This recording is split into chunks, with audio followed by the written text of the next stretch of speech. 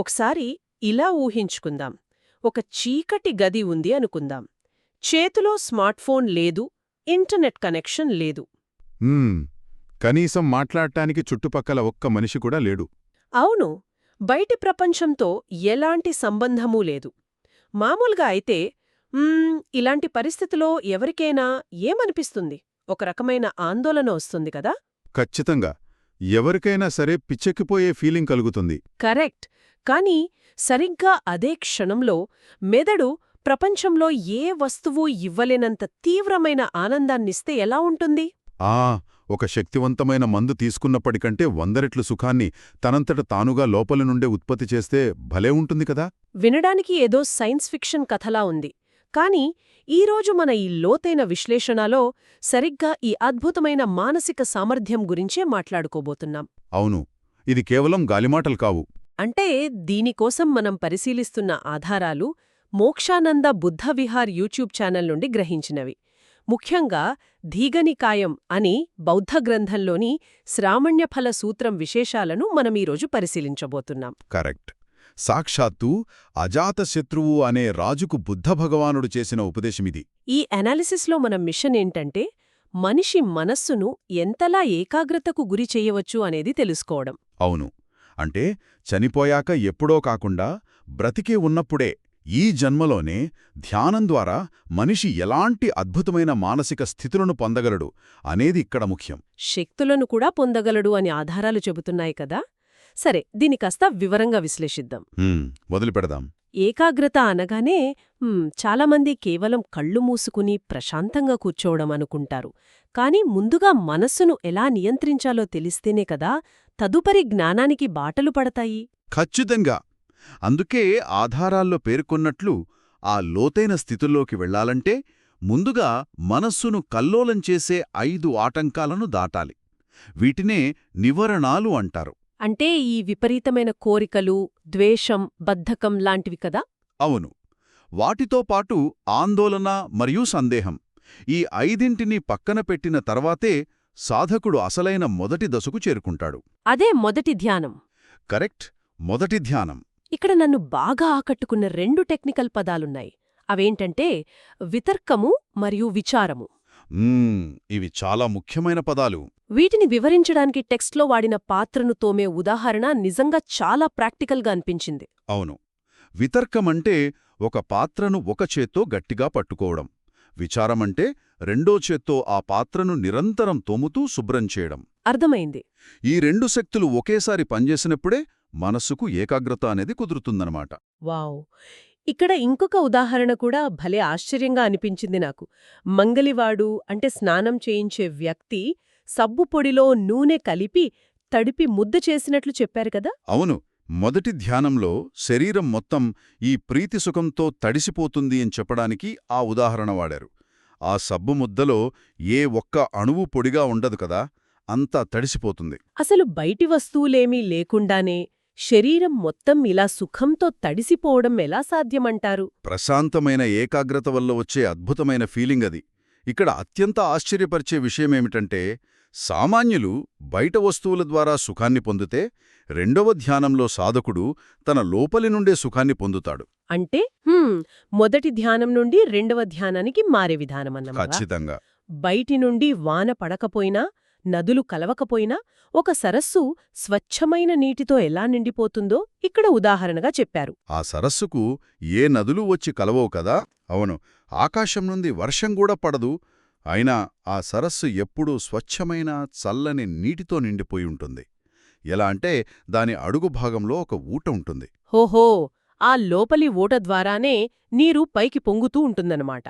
Correct. అదే రెండవ ధ్యానం. బయటి ప్రపంచంతో పని లేకుండా లోపలి నుండే సుఖం వస్తుంది. ఇది వినడానికే చాలా ప్రశాంతంగా ఉంది. మరి మూడవ ధ్యానం ఎలా ఉంటుంది? ఇక్కడ నీటిలో పూర్తిగా మునిగి ఉన్న కలువ పువ్వు ఉదాహరణ వాడారు కదా. అవును, ఇక్కడ ఒక గొప్ప మార్పు వస్తుంది. ఇక్కడ ఆ ప్రీతి అంటే ఎగ్జైట్మెంట్ లాంటిది ఉండదు, కాని సుఖం ఉంటుంది. అంటే ఆ నీటి కొలనోలో ఉన్న కలువ పువ్వు ప్రతి రేకు చల్లటి నీటిలో నానిపోయి ఉంటుంది కదా. ఖచ్చితంగా. ఆర్భాటం లేకుండా ఒక నిశ్చలమైన లోతైన ప్రశాంతత మాత్రమే ఉంటుందిక్కడ. వావ్! ఇక 4వ ధ్యానం వచ్చేసరికి మనిషిని తల క్రిందులుగా కప్పి ఉంచిన తెల్లని వస్త్రం ఉదాహరణిచ్చారు. అంటే ఈ స్టేజ్కొచ్చేసరికి మైండ్ ఎలా మారుతుంది? ఇక్కడ సుఖముండదు, దుఃఖముండదు. సంతోషం, అసంతోషం రెండు ముందే నశించిపోతాయి. కేవలం సుఖదుఖాలు లేని పరిశుద్ధమైన మనసుంటుంది. అంటే తెల్లని వస్త్రంలాగా నిర్మలంగా మారుతుందన్నమాట.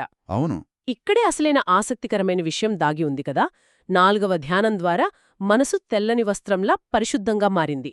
మరి ఆ తర్వాత ఆ మనసుతో ఏమి చేస్తారు? కేవలం అలా కూర్చుంటారా అని ఎవరికైనా డౌట్ రావచ్చు. కరెక్ట్, నాకు అదే డౌట్ వచ్చింది. లేదు లేదు, ఇక్కడే విపස්සన జ్ఞానం మొదలవుతుంది. దీనికి స్వర్ణకారుడి అంటే కంసాలి ఉదాహరణ భలే సెట్ అవుతోంది కదా. అవును, కంసాలి బంగారాన్ని కరిగించి తనకిష్టమైన ఆకారాన్ని ఎలా ఇస్తాడు, ఇది అంతే. పరిశుద్ధమైన మనసును సాధకుడు తన జ్ఞానదర్శనం కోసం అలా మళ్లిస్తాడు. ఇది ఎలా సాధ్యమంటారు? అంటే దీని ఎలా అర్థం చేసుకోవాలి? దీన్ని మనం విస్తృత కోణంలో చూస్తే బాగా అర్థమవుతుంది. విపස්සన ద్వారా మనిషి తన శరీరం గురించిన వాస్తవాన్ని చాలా స్పష్టంగా గ్రహిస్తాడు. ఎలాంటి వాస్తవాన్ని గ్రహిస్తాడు? ఏది అని ఎమోషన్స్ లేకుండా ప్రాక్టికల్గా చూస్తాడనమాట. ఖచ్చితంగా. దీని వివరించడానికి స్వచ్ఛమైన అందమైన మణి ఉదాహరణ వాడారు. ఆ రత్నానికి రంగురంగుల దారాన్ని గుచ్చితే ఎలా ఉంటుందో ఇది అంతే. ఆ రంగుల దారం, మణి రెండూ వేరువేరు అని స్పష్టంగా తెలుసుకుంటాడు కదా. అవును, ఇక్కడ స్వచ్ఛమైన మణిలాంటిది మన విజ్ఞానం అంటే చైతన్యం. ఆ రంగుదారం లాంటిది భౌతిక శరీరం. వావ్! అంటే మన విజ్ఞానం ఈ శరీరంలో ఎలా బంధింపబడి ఉందో ప్రత్యక్షంగా చూస్తారన్నమాట. అవును, విపස්සన అంటే ఇదే, కళ్లకు కట్టినట్టు వాస్తవాన్ని చూడటం. అందుకే మునుపటి ధ్యానాల కంటే ఈ జ్ఞానం చాలా గొప్పది అని స్పష్టం చేశారు. ఇక్కడి వరకు చాలా లాజికల్గా ఒక అద్భుతమైన ప్రాసెస్ లాగా అర్థమైంది. కానీ ఈ ఆధారాలు విశ్లేషిస్తున్న కొద్దీ ఒక అనూహ్యమైన మలుపు తిరుగుతాయి కదా. అవును, ఇక్కడి నుండే అసలైన ఆశ్చర్యం మొదలవుతుంది. నిజంగా ఆశ్చర్యపోయాను. ఒకే శరీరం నుండి ఇంకొక మనోమయ శరీరాన్ని సృష్టించడం అనే కాన్సెప్ట్ అసలెలా సాధ్యం?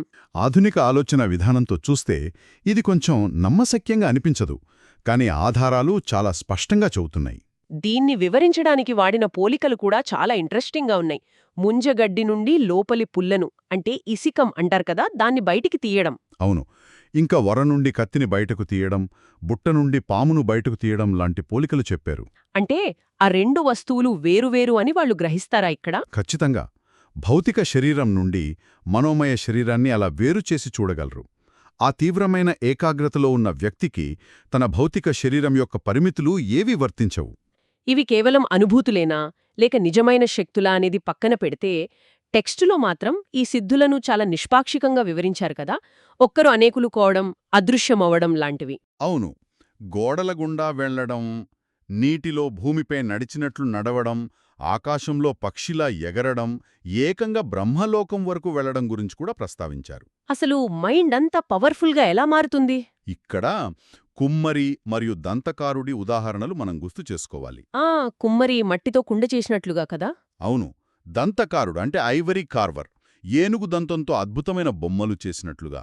ఆ పరిశుద్ధమైన మనసును వాళ్ళు ఎలా వంచితే అలా వంగుతుంది. అద్భుతం. ఇక చివరగా మానవ చెవికి అతీతమైన దివ్య శ్రోత్ర జ్ఞానం గురించి చెప్పారు. ఇదైతే పక్కా నాయిస్ క్యాన్సిలేషన్ టెక్నాలజీలాగా అనిపించింది నాకు. అవును, ఈ దివ్య శ్రోత్రం ద్వారా మానవ శబ్దాలను, దివ్య శబ్దాలను, అవి దూరంలో ఉన్నా దగ్గరలో ఉన్నా సరే అత్యంత స్పష్టంగా వినగలిగే సామర్థ్యం ఇది. దీనికి దారిలో వెళ్లేవాడి ఉదాహరణ భలే సరిపోయింది కదా. ఎవరో బేరీ వాయిస్తున్నారు, ఇంకొకరు మృదంగం, మరొకరు శంఖం ఊదుతున్నారు అనుకుందాం. ఆ శబ్దాలన్నీ ఒకేసారి వచ్చినా సరే ఈ దివ్యశ్రోత్రం ఉన్నవాడు వాటన్నిటినీ విడివిడిగా గుర్తుపడతాడు. అంటే ఇది బేరీ శబ్దం, ఇది మృదంగం శబ్దం, ఇది శంఖం శబ్దం అని ఏ కన్ఫ్యూజన్ లేకుండా క్లియర్గా విడదీసి వింటాడు. కరెక్ట్. నాయిస్ నుండి సిగ్నల్ను పర్ఫెక్ట్గా వేరు చేస్తాడు.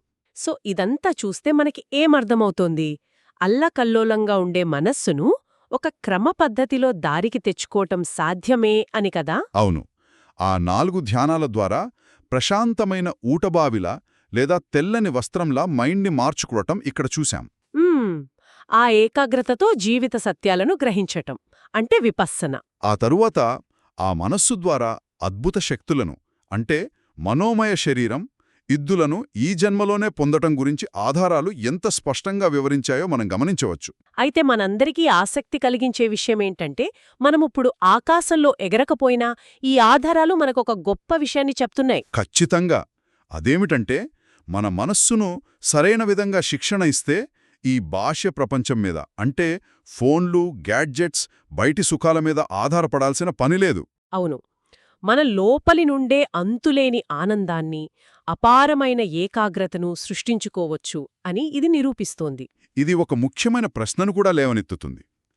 వందల ఏళ్ల క్రితమే మనిషి బయట ప్రపంచం నుండి ఏ ఇన్పుట్ లేకుండా కేవలం తన ఆలోచనలను నియంత్రించడం ద్వారా తన లోపల ఒక స్వచ్ఛమైన ఊటలాంటి ఆనందాన్ని పొందగలిగాడు. కరెక్టే. మరి ఎప్పుడూ నోటిఫికేషన్లు, ఎక్స్టర్నల్ సుఖాల వెంటే పరుగెత్తుతున్న నేటి ఆధునిక ప్రపంచంలో మనం అసలైన ఆనందాన్ని ఎక్కడ వెతుకుతున్నాం? ఇది చాలా లోతైన పాయింట్. మన మనసు అనే అద్భుతమైన సాధనాన్ని మనం కేవలం ఆ రంగుల దారాన్ని చూసేందుకు మాత్రమే వాడి అందులోని స్వచ్ఛమైన మణ్ణి పూర్తిగా విస్మరిస్తున్నామా? నిజమే. ఇది ఎవరికి వారు ఆలోచించుకోవాల్సిన విషయం. ఈ ఆలోచనతోనే మనం ఈ రోజు ఈ లోతైన విశ్లేషణను ముగిద్దాం.